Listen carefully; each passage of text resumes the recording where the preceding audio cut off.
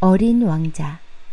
원작 생텍쥐페리, 글 신현배, 그림 신혜정, 혼민출판사. 밤하늘에는 수없이 많은 별들이 반짝이고 있어요. 그 중에서도 가장 작은 별은 아마 어린 왕자가 사는 별일 거예요. 그 별은 고작해야 집 한 채만한 크기니까요. 그 별의 이름이 뭐냐고요? 어떤 사람은 소혹성 B612라고 하는군요.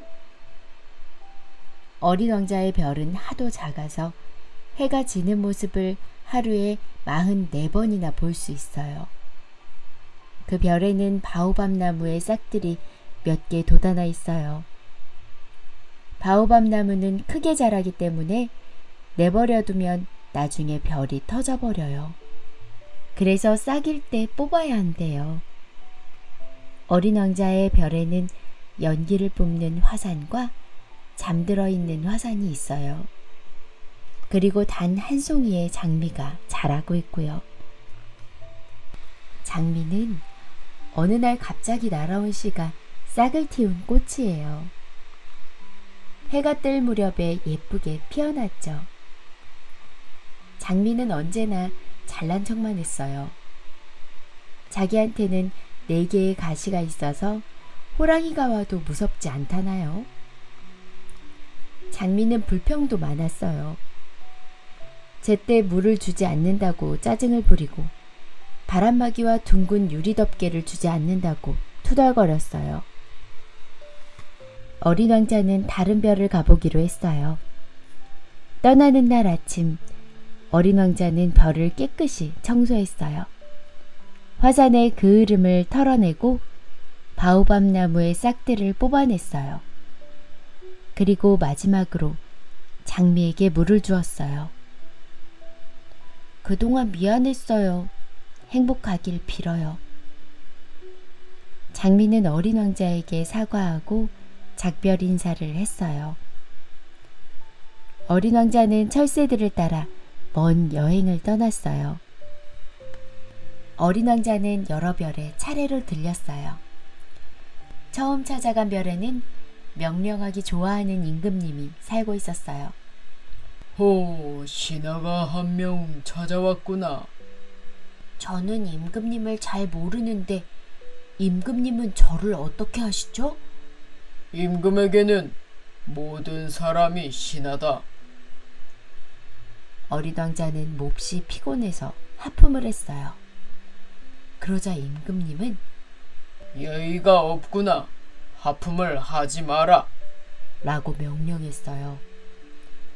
임금님, 저는 여행에 지쳐 있어 하품을 참을 수가 없어요. 그래? 그럼 하품을 해라. 명령이다. 임금님은 걸핏하면 명령을 내렸어요. 어른들은 참 이상해. 어린 왕자는 다시 여행을 떠났어요. 두 번째 별에는 허영쟁이가 살고 있었어요. 그 사람은 어린 왕자에게 자기를 우러러 보아달라고 부탁했어요. 세 번째 별에는 술주정뱅이가 살고 있었어요. 부끄러움을 잊기 위해 늘 술을 마시는 사람이었죠.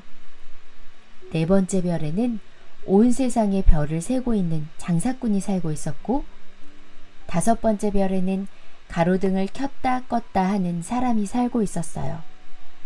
그리고 여섯 번째 별에는 두꺼운 책을 읽고 있는 지리학자가 살고 있었어요. 이들을 만나본 어린 왕자는 마음속으로 생각했어요. 어른들은 정말로 이상하단 말이야. 어린 왕자가 7번째로 찾아간 별은 지구였어요. 이상한 곳이네. 왜 사람이 하나도 없지? 어린 왕자는 고개를 갸우뚱했어요. 별을 잘못 찾아왔나? 밖에서 볼 땐 초록색이더니 여긴 온통 모래투성이네. 어린 왕자는 사하라 사막에 도착한 거예요. 그곳은 무척 더웠어요. 어린 왕자는 뜨거운 사막을 걷고 또 걸었어요. 그러다가 사막에 떨어진 비행기와 비행사를 만났죠. 비행사는 고장난 비행기를 고치고 있었어요. 어린 왕자는 비행사 곁에 소리 없이 다가갔어요. 부탁이야. 양 한 마리만 그려줘. 비행사는 소스라치게 놀랐어요. 사람이 사는 곳에서 멀리 떨어진 사막 한가운데에서 아이를 만나다니 지금 꿈을 꾸고 있나 싶었어요. 비행사는 멀뚱히 어린 왕자를 쳐다보았어요. 난 지금 바빠. 비행기를 빨리 고쳐야 하거든. 그리고 난 그림을 그릴 줄 몰라. 비행사는 어렸을 때 코끼리를 삼킨 보아뱀을 그린 적이 있었어요. 그런데 어른들은 그 그림을 이해하지 못했어요. 모두들 모자로만 본 거예요. 그 뒤로 비행사는 그림을 그리지 않았어요. 못 그려도 괜찮아. 양 한 마리만 그려줘. 비행사는 어렸을 때 그렸던 그림을 그렸어요. 그러자 어린 왕자는 고개를 저었어요. 싫어. 코끼리를 삼킨 보아뱀이잖아. 양을 그려줘. 비행사는 어린 왕자의 말을 듣고 깜짝 놀랐어요. 비행사는 이번엔 양을 그렸어요. 이 양은 병들었잖아. 비행사는 다시 양을 그렸어요. 에이, 무슨 양이 이래. 뿔이나 있는걸? 그럼 이 양은 어떠니? 너무 늙었잖아. 나는 어린 양이 좋아. 비행사는 마음이 바빴어요. 빨리 비행기를 고쳐야 했기 때문이에요. 그래서 어린 왕자에게 대충 상자를 하나 그려주며 말했어요. 이 상자 안에 양이 있어. 알겠니? 그러자 어린 왕자의 얼굴빛이 환해졌어요. 난 이런 것이 갖고 싶었어. 아니, 양이 잠들어 있네? 넌 어디서 왔니? 너의 집은 어디야? 비행사가 묻자 어린 왕자는 밤하늘을 가리키며 말했어요. 나는 하늘에서 왔어. 저기 내가 살던 별이 보이는걸? 어린 왕자는 별에서 살던 이야기와 별을 떠나 여행한 이야기를 들려주었어요. 내 별에는 두고 온 장미가 있어. 자기 같은 꽃은 이 세상에 단 하나뿐이라고 자랑스러워했지. 그런데 지구에 와보니 장미가 엄청 많더라고. 내 장미가 이 사실을 알면 꽤 속상해할걸? 어린 왕자는 장미에 대한 이야기도 해주었어요. 어린 왕자는 비행사에게 여우를 만난 이야기도 해주었어요. 나는 지구에 와서 여우를 만났어. 여우에게 같이 놀자고 하니까 길들여지지 않아 놀 수 없다는 거야. 그래서 물었지? 길들여지는 게 뭐냐고. 그랬더니 여우가 가르쳐줬어. 서로에게 없어서는 안 될 사이가 되는 거래. 그러니까 친구가 되면 서로가 좋아하는 것을 기억해주고 친구가 무슨 일을 할까 생각하게 된다는 거지. 만약 친구가 날마다 오후 4시에 와준다면 3시부터 마음이 설레인다는 거야. 이제 비행사는 물이 떨어져 목이 말랐어요. 그래서 어린 왕자와 함께 우물을 찾아 나섰어요. 둘은 사막을 하염없이 걸었어요.